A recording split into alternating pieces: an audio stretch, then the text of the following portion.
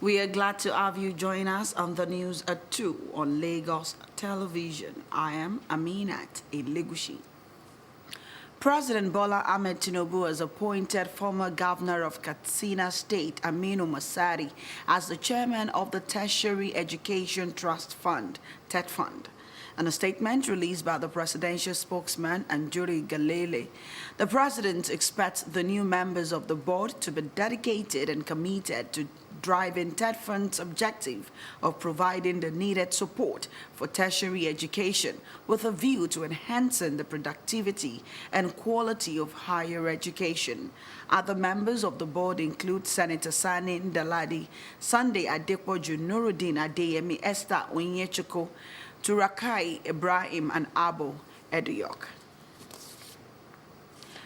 The federal government is set to partner with the United States-based International Cotton Advisory Committee to revamp the nation's cotton and textile industry. Imo State Governor Hope Uzodimma disclosed this at the end of a meeting between Nigeria's Cotton Consultative Committee and a delegation from the ICAC, hosted by Vice President Kashim Shettima at the Presidential Villa, Abuja.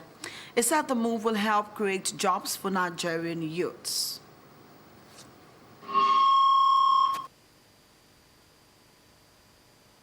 The whole idea is to leverage on this opportunity to revamp the industries in Nigeria, which many of them are now moribund, particularly in the cotton and textile sector. And this is a new opportunity that is creating a new partnership for us to cross-pollinate ideas with the experts to bring new skills, new ideas, and fresh innovations.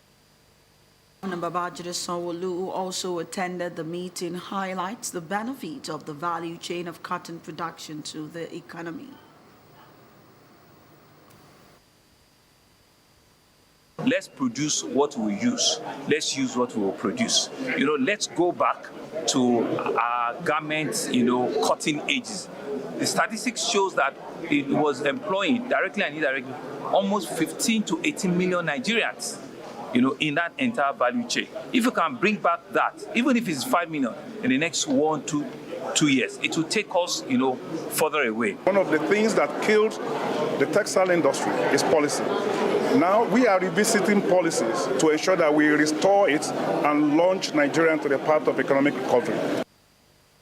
Executive Director of ICAC, who led the visiting team, said the partnership is a good opportunity for Nigeria and Africa to sustain their textile industries, as well as create more jobs and generate foreign exchange. The implementation for the suspension of custom duty on imported food items will commence next week.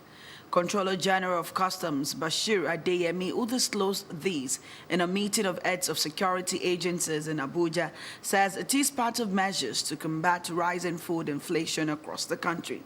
He assured that the implementation of the policy would commence once the guidelines are ready. General Adeniyi explained that the delay experienced in the implementation of the policy is to ensure that the interests of all the stakeholders, including farmers, are considered. Adeniyi urged Nigerians to be patient, adding that some of the imported items already in the country would be cleared without duty and taxes. Meanwhile, the Minister of Finance and Coordinating Minister of the Economy, Wale Edun, says Nigeria currently spends $600 million on fuel importation monthly. The minister who disclosed this stated that the high import costs are attributed to neighboring countries extending to Central Africa, benefiting from the country's fuel import. He explained that the situation was the reason President Bola Tinubu removed a fuel subsidy, as the country does not know the exact amount of fuel consumed internally.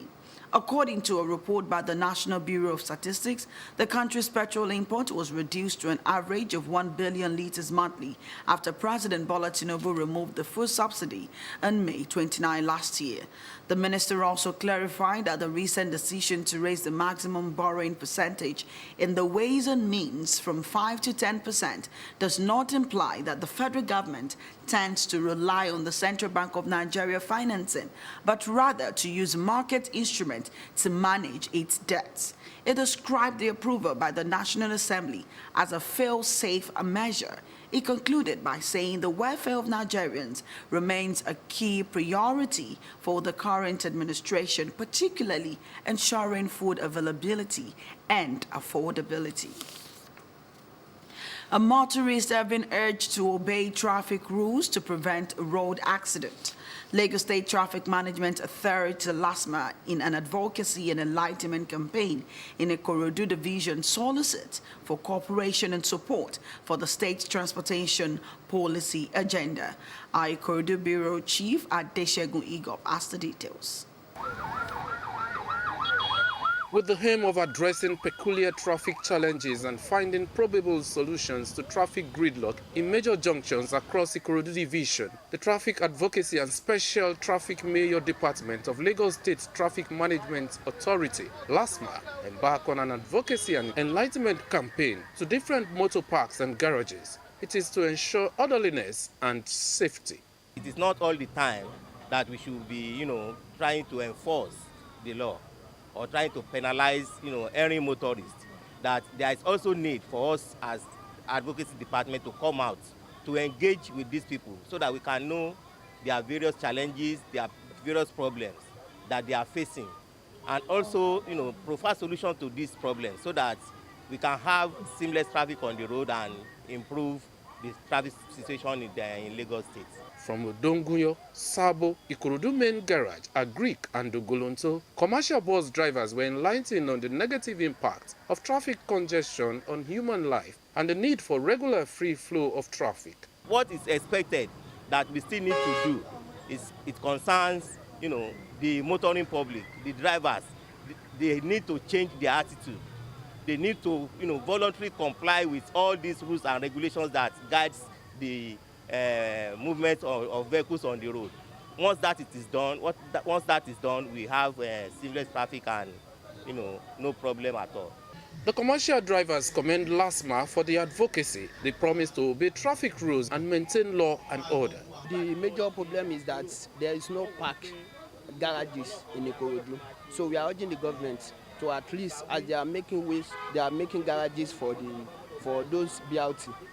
They should at least consider we, the commercial driver as well, because BRT cannot do it alone. There should be a stakeholders meeting between we and the government. So the government should tell us what we are doing that is bad, and we tell the government what they are doing, that then we rub hands together and solve the solution.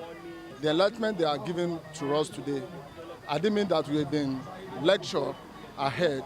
All the crises that has been happening, it wouldn't have been happening. The advocacy campaign is designed to engage the minds of the motoring public on the need to be safety conscious and have respect for other road users. Adeshegun Igop, LTV News. In sport, American Gabby Thomas cruised across the finish line to win the women's 200 meters title at the 2024 Paris Olympic Games in France. Running on Tuesday. And on the foreign scene, Kamala Harris has held a first rally with a running mate, Tim Walz, describing their campaign as a fight for our future. The two took the stage in Pennsylvania to Beyonce's Freedom just hours after Harris named the governor of Minnesota, Walz, as a vice presidential pick. A Democrats are hoping Walz's humble background will win over voters in crucial swing states in the Midwestern region, including Wisconsin and Michigan. Introducing the Army National Guard veteran and school teacher turned politician, Harris said Walz is a leader who will help unite the nation and move U.S. forward. She described him as a fighter for the middle class, a patriot who believes in the extraordinary promise of America. The Pennsylvania event was the first stop on a multi-day campaign tour through key states crucial to election success. And that's the news at this hour. For more stories, connect with Lagos Television on these social media platforms.